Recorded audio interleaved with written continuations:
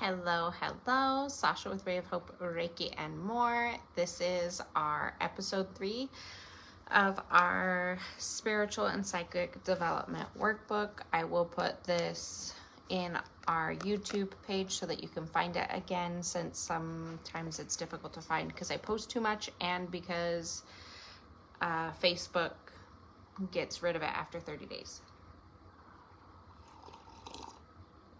Hey girl, hey! I see Miss Sari. How are we? I've been having a really hard time sleeping, and I wonder if I have a hard time sleeping when the new moon happens, if that's what it is. So I am having some sleepy time tea, some chamomile tea with some honey, and then I'm going to read the book, and hopefully it's not that long. It's literally like two or three pages long, which is not that long at all. We have read about the authors. We have read about how to protect your energy when starting a sacred ritual. So I believe that I think Crystal or Danielle, one of the two, got me this mug.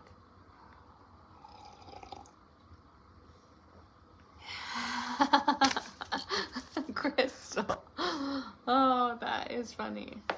Yes, get some nice chamomile tea with some honey.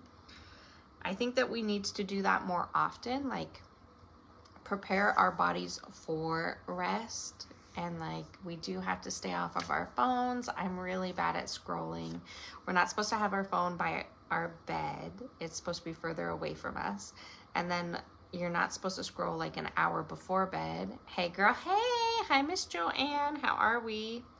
And then you need to do things like tea, warm bath really helps. The warm bath kind of tricks your body. Like, I can't remember what I read about it, but it does the opposite. Like, it makes your body cool while you sleep or something. I don't know. But I always take a warm bath because I have a really hard time regulating my temperature at nighttime, and that helps. And then I've been sleeping with my weighted blanket, which I don't normally do, but I feel like I need more pressure while I'm sleeping because I'm not sleeping. So like, I'm needing to really secure myself, my body, my spirit to itself, and like really rest, right? If you don't have this book, we got this book off of Amazon. It was like $14. When we get to chapter 5, that I think chapter 5, after we're done with chapter 4, we'll have to stop and wait for when me and Crystal can get together and do the exercises together. It's definitely going to be chaos and disorganization, and just you guys getting to see us having fun while trying the techniques, and then you can just watch it and then do yours later, or you can try to do it while we're doing it. We might be a little bit distracting though. I'm not sure. It should be interesting. And then what I was thinking is that after the end, after we learn all of these like intuition techniques, that maybe we would hold like a class with the techniques, so that if we had like 10 to 15 ladies that would come, we could all try to read each other's auras and see if we all got something similar. We could have one person lay down and everybody do the pendulum reading on their chakras and see if we all get kind of similar. We can all do the exercise with the color chart and see if you can see the opposite color. We could do a dowsing rod, have people take turns going outside and seeing if they can use the dowsing rods to get close to an item that's hidden. We could have the men be in charge of that part, because they would just watch the ladies and let them know if they were getting close or not. But that's what I think, because a lot of people are like, man, we want to do the exercises with you guys. And I'm like, well, me and Crystal and Danielle really need to figure out if we can do the exercises first. And then we'll have like a group setting where we all can do them together for fun. I still have like the thing on the bottom of this. But anyways, 2 lives in 1 day. So this chapter is on opening. Chapter 2, page 23, if you're reading along with us. Opening is a term that we use to describe the process by which we alter and expand our energies and our awareness so that we can work on a more spiritual level. We take our awareness beyond our physical bodies so that we are able to tap into the unseen energies that exist at a higher vibration. This is where we need to be when we're working with spiritual and psychic development exercises. I don't want any of you to think like, oh my gosh, I cannot open my energy. There's no way I can do these techniques. There's no way that I am going to be able to be. Remember what I said about the spiritual message like 2 days ago was about not comparing yourself to other people and knowing and believing in yourself and working on your own, like what you can do and believing in you so you can open your energy. Every person on this planet can open their energy. So don't doubt your skills. You will find out about auras and chakras in chapter 5, but we use them to help open our awareness. So you may want to read that theory section and come back to this chapter exercise with a better understanding. The best way to open in preparation for spiritual and psychic work is through visualization. The following visualization should be done after putting protection measures in place before undertaking and developing exercises. Centering your energy. So we would light our incense, right? Before we open, we would light our incense. We would make sure that we were in a calm, not chaotic energy, and we would say our prayer. They provide the prayer.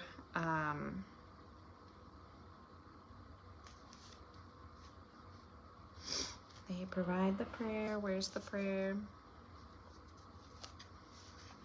I know that I read it. I call upon my spirit guides, angels, and loved ones in spirit to draw close to me and create a circle of protection around me, ensuring that I am safe and protected at all times, while I work and afterwards. I ask for your protection, guidance, and wisdom. I am happy to work with guidance from the spirit world and to communicate with them, but I do so only in love and light and with the highest intentions. I ask that anyone from the spirit world who wishes to assist or communicate does so with the same intentions, and that my guides and angels enforce this on my behalf. Okay, so we've done that. We've lit our incense. We've lit our candles. We've set our mood. We've called upon our ancestors and our spirit guides, and now we're going to center our energy so that we can open. Sitting comfortable, bring your attention to the center of your being, the lower abdomen area. So we talk about all the chakras, right? We talk about them a lot, but we don't talk about your, like where your energy center is, and it's actually in your sacral chakra. So that is your orange chakra, which is 2 fingers below your belly button. So if you focus on that energy, and that alone, that is where your energy force is, or your spirit, and where you can pull the energy throughout your chakras. So that's what they're talking about. Sit comfortably and bring your attention to the center of your being, the lower abdomen area. You may wish to gently place your hand there. So that would be here. Focus on your breathing. Become aware of the rise and fall of your abdomen. As you inhale, it will gently rise, and as you exhale, it will fall. Feel a sense of warmth here. So a lot of the times when I'm keying into my spirit, I like to visualize like the orange color getting more vibrant, like just an orange ball that gets more vibrant as it comes outward. So like a lighter orange and then darker orange. And it's just like this pulsating energy. So when you sit and you actually try to get your body to feel that energy, you should be able to feel this slow pulsing. It sounds crazy, but I promise you, if you try it, it does work. In your mind's eye, allow a symbol or shape to form. It may be a simple glowing light, see, a flame, or a flower. Imagine that this symbol or shape is sitting at and represents your center. It's like your spirit. With each in-breath, visualize your symbol becoming larger, stronger, or more open, whichever is appropriate. Thank you. I love that. So I did that here in Pocatello. I tagged them, and it was a beautiful experience to make those rings. I want to get all of us together and go as a group to make the crystal rings. It's right next to enchantments. It's Gaia's something. With each breath, visualize your symbol becoming larger, stronger, or more open, whichever is appropriate. With each out breath, imagine that you are exhaling any negativity left from your body, physical discomfort, or worries that you have. So I can even put a YouTube video on this and really highlight focusing on the energy center. So as you focus on it pulsing or becoming larger and more open, you should, as you inhale and exhale, be able to feel it more and more.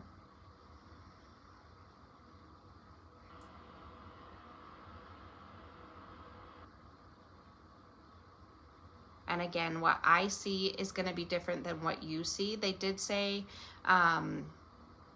I'll put a group together, Sari, because I know Susan wants to go. I want to go again. I'm sure Crystal and Danielle want to go.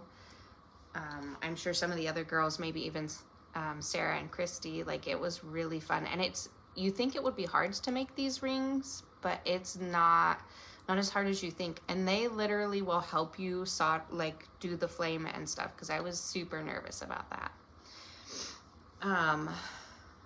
But what I was saying was, as I key into the center of my energy, it feels like that ball that's pulsating and going outward and becoming more vibrant, more open as I breathe and like really center myself and focus on that energy. But it did say it could be like a flame or a flower, or it could be like some sort of symbol, and I wouldn't discount that at all. You should always go with what you see and feel. Don't try to force, like I say, I see an orb. Don't try to force to see an orb. If you see a flower or something else, I'm going to have to make a list, Joanne. I'm going to have to make a list, and we'll put everybody that's interested in making the rings on the list, because I told them I think I could get a group together. Don't discount what you feel in your energy. So definitely try this. If you're not trying it now, definitely try it again and really focus, because I'm definitely ADD. I'm all over the place. I should probably drink this sleepy time tea a little bit more. Okay. Letting go of the negative. I always tell people to I like to imagine a black, if I feel like anything's stuck in a chakra, I always like to imagine like a black mist, and it's like falling away from my energy, any negativity, any worry, any tension, any trauma in those areas. I like to just imagine it falling away from my energy and going into the ground and just like seeping in and disappearing. Like I no longer have that. I no longer carry that. It's pushed into the energy of the earth. The earth takes it and it is gone. Okay, raising your vibration. If you don't know, we read every Sunday, and we're working on the spiritual and psychic development workbook. We, when we get to chapter 5, there's going to be a lot of fun exercises to start doing, so I'm really excited about that. But right now we're just kind of learning. Raising your vibration. Now take your awareness to the soles of your feet, feeling their contact with the floor. Visualize lines of energy extending out from your feet and down into the ground. In your mind's eye, see these lines of energy as roots extending deep into the earth. This is a really helpful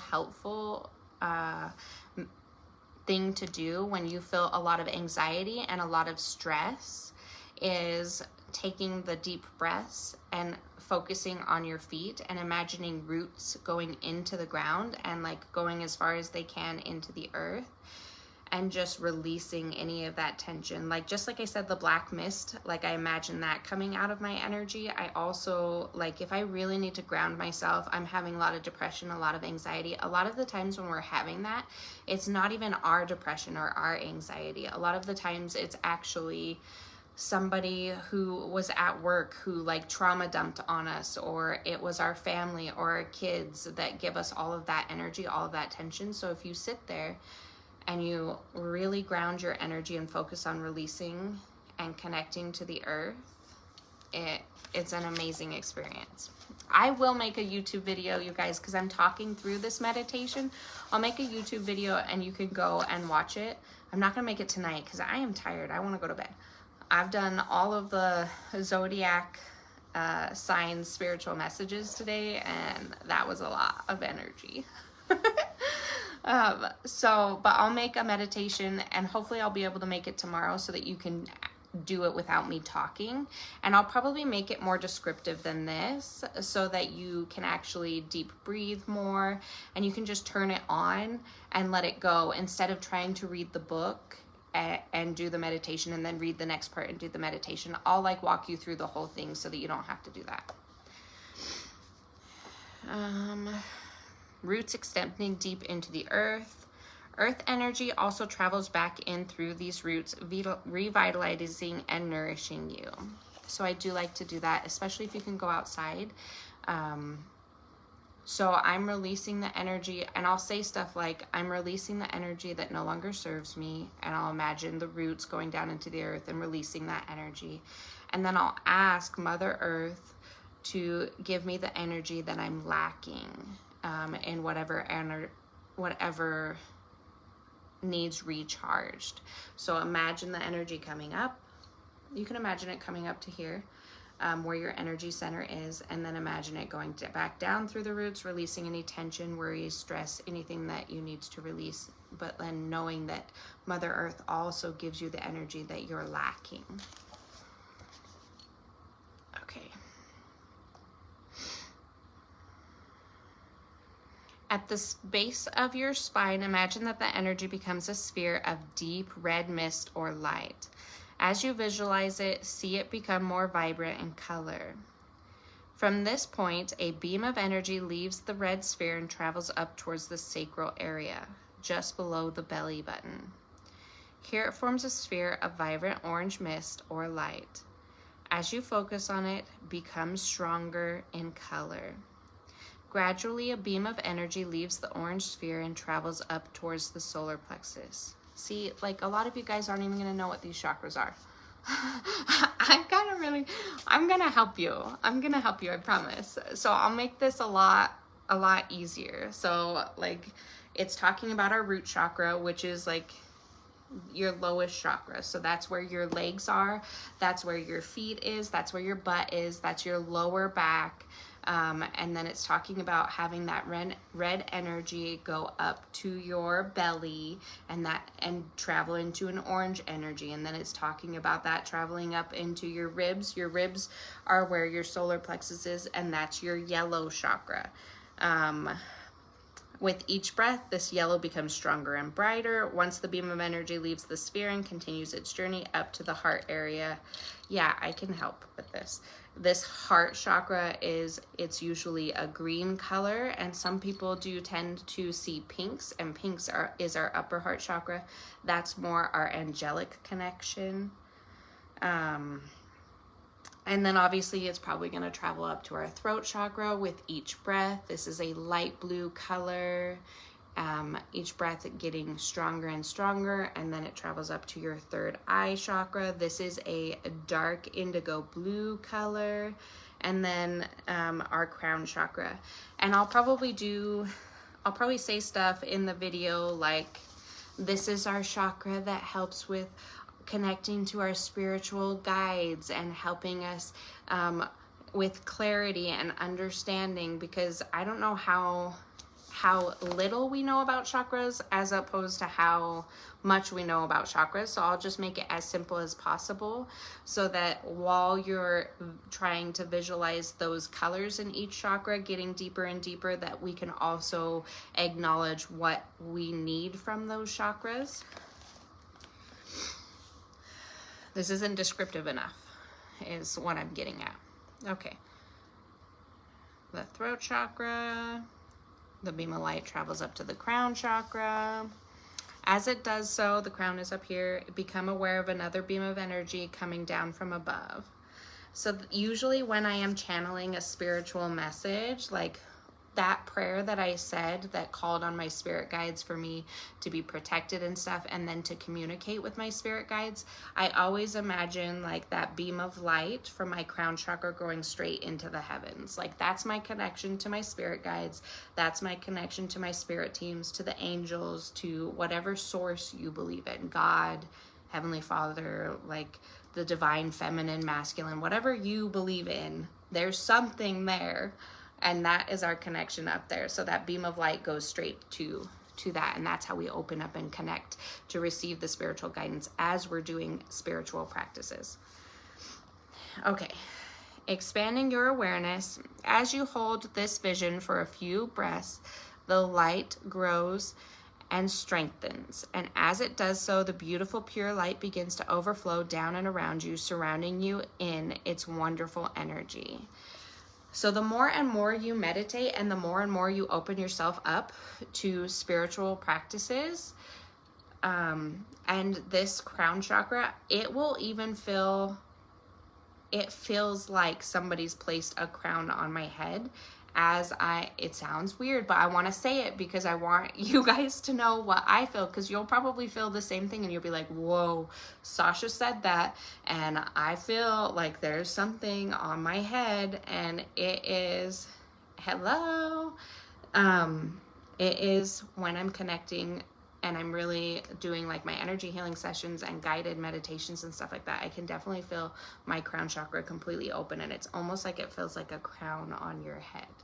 So pay attention to that feeling, and then you're really gonna know, whoa, I really am opening up and tapping into my spirit. Okay. It fills your aura, cleansing, balancing, and strengthening it. The light around your physical body grows stronger and brighter. It extends out into the directions around you. See in your mind's eye how far it extends. With each breath, see it extend further, maintaining its strength and brightness. You feel safe and comforted. You feel relaxed and light. So it seems like the last part, it's wanting you to imagine the bubble around your energy, and each time you're taking a breath, you're gonna imagine it getting bigger. So that exercise is actually helping your aura. So the energy around your body is your aura. And a lot of the times when people will come and see me, and I'm doing the energy healing session, there's like places in your body where your aura is non-existent. Like you're not maintaining boundaries around your heart. You're not protecting your energy. And there's just holes and spots that need to be fixed. So doing that exercise is going to build back that energy. Visualization really, and your mind, it really does help heal your body. So imagining that energy bubble around you and pushing outwardly is going to help people's energy stay out of your energy. It's gonna help you feel better, and it's gonna help like energy vampires from being able to tap into you so easily. So I do love that they're doing that exercise, showing you how to like expand your energy. They didn't say it's for your aura, but that's what it would be. Doing that type of an exercise would be expanding your aura. Okay, you feel safe and comforted. You feel relaxed and light.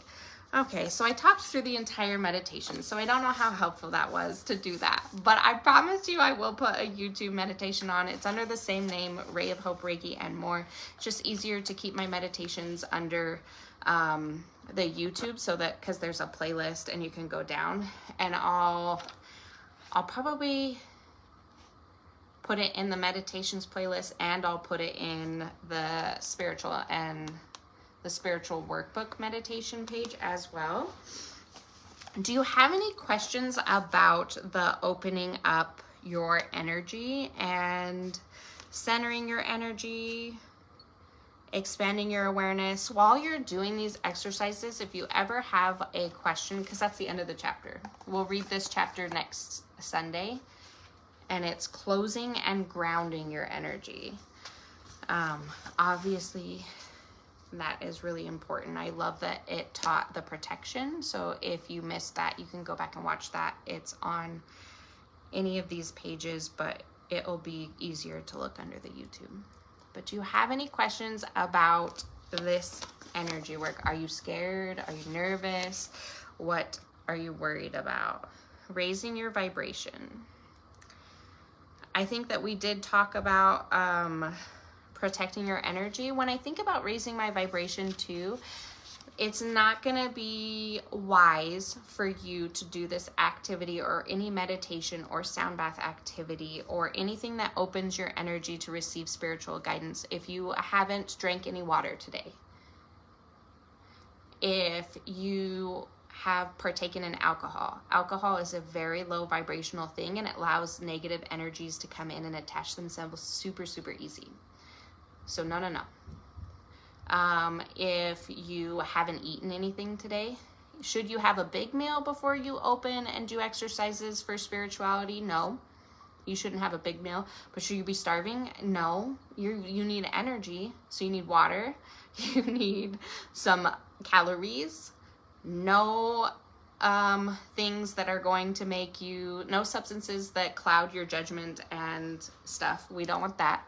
We don't want you to do exercises like this where you're opening yourself up if you've had a big fight with your spouse or people at work, or if you're PMSing and you're crying and you're really mad at somebody. You have to be calm and collected. Anytime you do spiritual work when you're in a low vibration, all you're doing is leading with your ego, so you're not going to receive the right spiritual guidance.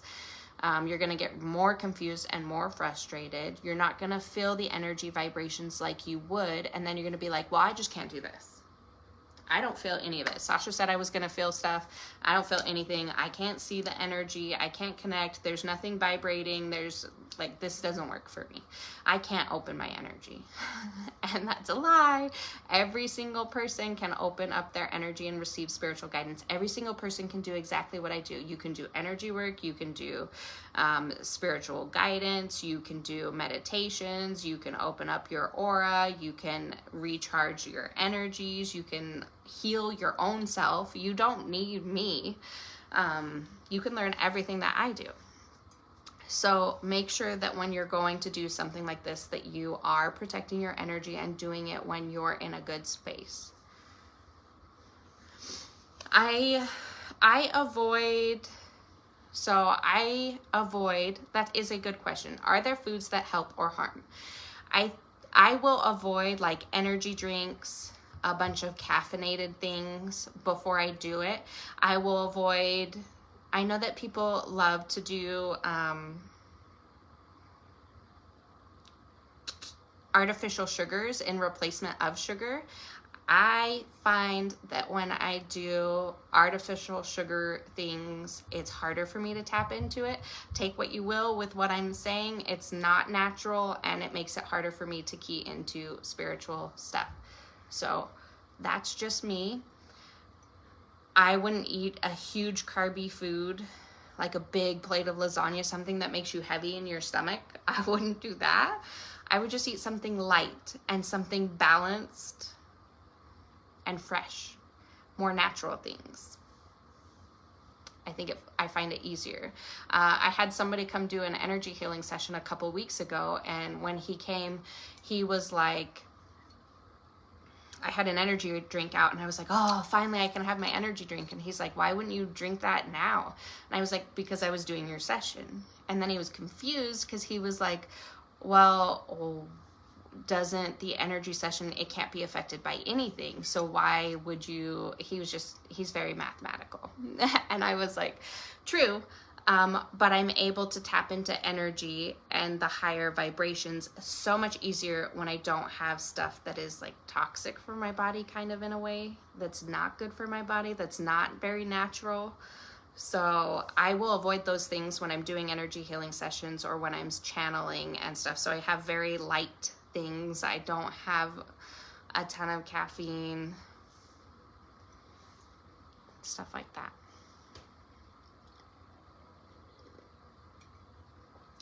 Any other questions? This is super exciting.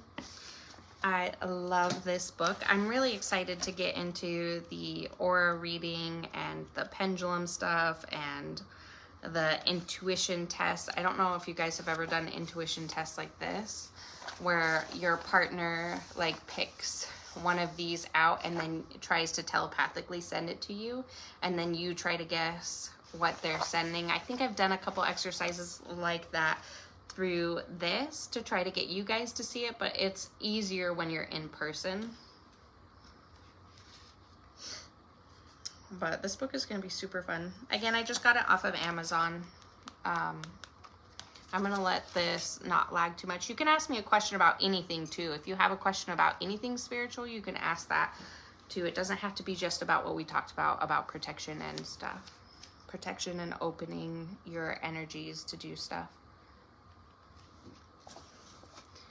I did post all of the spiritual messages for the month of March for each zodiac sign, and it does include the children at the end of the videos. So like if you watch the Gemini video, make sure that you get all the way to the end if you have a Gemini child, because it will help you know what to look for the Gemini child. Because I have babies and I always want to make sure that we have some spiritual advice for the babies.